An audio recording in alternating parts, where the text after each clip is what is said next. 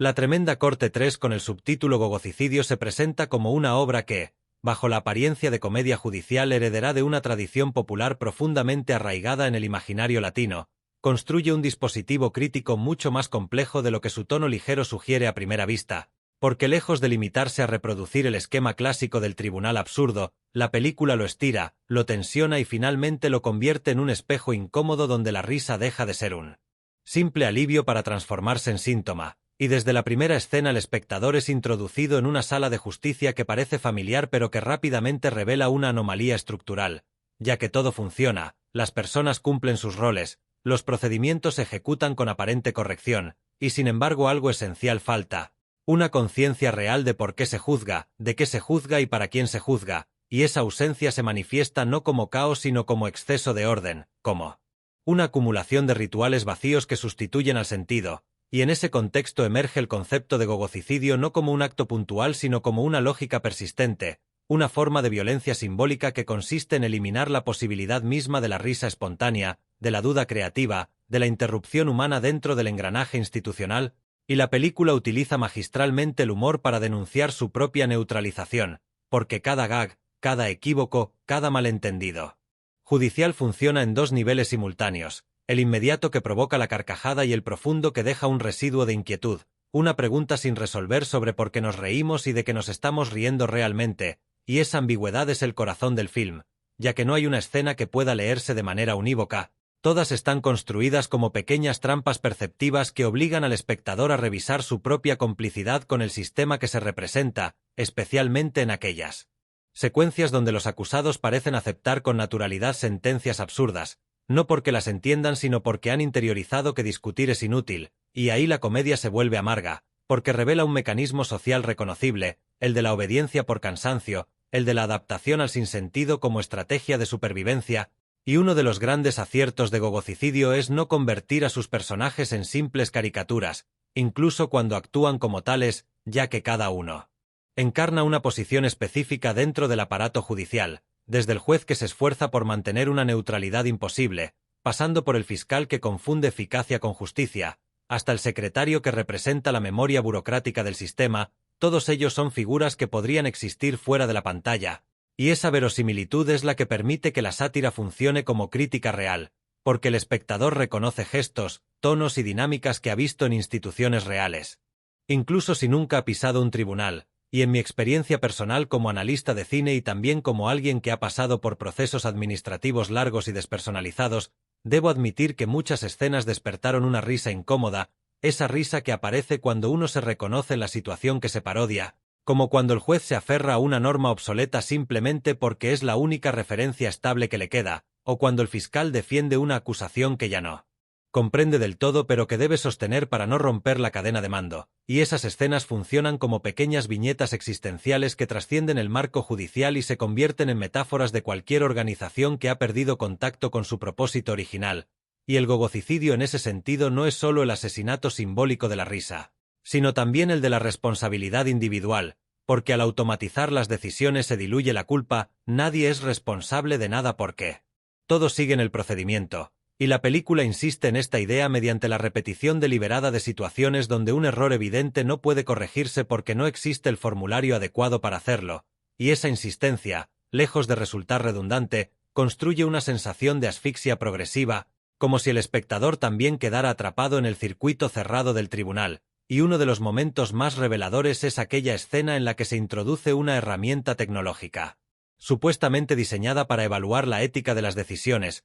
un algoritmo que emite alertas cuando detecta desviaciones del patrón esperado, y aunque la escena se presenta con humor, el subtexto es inquietante, porque plantea la posibilidad de que incluso la ética pueda convertirse en un proceso mecánico, evaluable, cuantificable y por tanto deshumanizado, y aquí la película dialoga con preocupaciones contemporáneas sobre la automatización de la justicia, la inteligencia artificial y la delegación de responsabilidades morales en sistemas opacos, sin necesidad de explicitarlo, simplemente mostrando las consecuencias absurdas de confiar ciegamente en una herramienta que no entiende contextos ni matices, y esa crítica se refuerza con el contraste entre los personajes veteranos, que al menos recuerdan un tiempo en el que la justicia implicaba deliberación, y los nuevos funcionarios, formados exclusivamente en protocolos, para quienes cuestionar una instrucción es casi una forma de herejía, y este choque generacional aporta una capa adicional de lectura, porque muestra cómo el gogocicidio no se impone solo desde arriba, sino que se reproduce desde abajo mediante la formación y la normalización,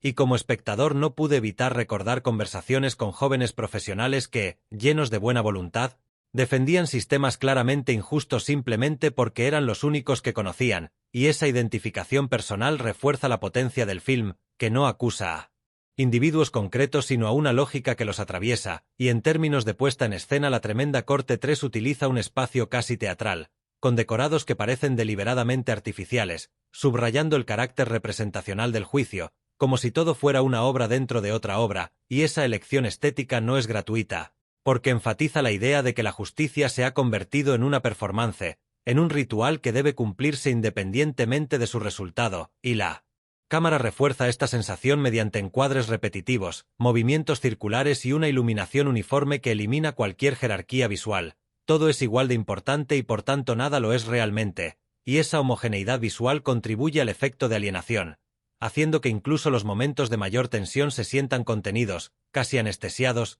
y cuando finalmente aparecen escenas que rompen ese patrón, pequeños gestos de duda, silencios prolongados, miradas que no saben dónde posarse, el impacto es mayor precisamente porque contrastan con la monotonía previa, y ahí es donde la película demuestra su inteligencia narrativa, utilizando la forma para reforzar el fondo, y uno de los aspectos que más me llamó la atención es cómo el film maneja el tiempo, ya que los juicios parecen alargarse indefinidamente sin avanzar realmente, creando la sensación de un presente perpetuo, una hora sin futuro ni pasado, y esta suspensión temporal es clave para entender el gogocicidio como proceso, porque al eliminar la posibilidad de cambio se elimina también la posibilidad de aprendizaje, y todo se repite con variaciones mínimas, y esta estructura me recordó a ciertas experiencias personales en instituciones donde cada reunión parecía idéntica a la anterior, con las mismas palabras, los mismos problemas y ninguna resolución real, y esa resonancia personal es lo que convierte a la película en algo más que entretenimiento,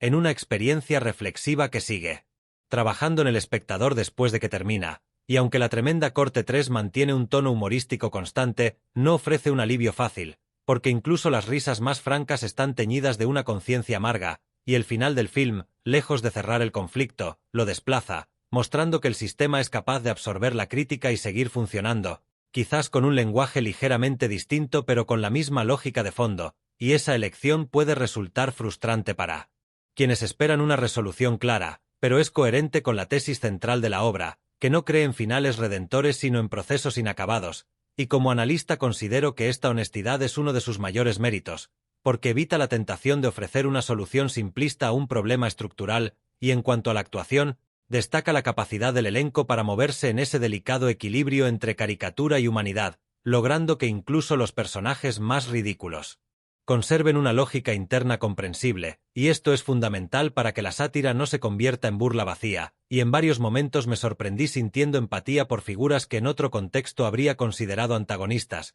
precisamente porque la película se esfuerza en mostrar cómo ellos también son productos del sistema que reproducen, y esa complejidad moral es rara en una comedia judicial, lo que confirma la ambición del proyecto, y en definitiva Gogocicidio es una obra que utiliza el legado humorístico de la Tremenda Corte para ir más allá de la nostalgia, proponiendo una reflexión incisiva sobre la justicia, la automatización y la pérdida de sentido en las instituciones modernas, una película que se ríe de sí misma mientras nos señala, que nos invita a reír pero también a desconfiar de esa risa, y que deja como eco una pregunta inquietante: si seguimos riendo cuando la risa ya no cuestiona nada, ¿no estaremos participando nosotros mismos en ese crimen silencioso que la película nombra con tanta lucidez?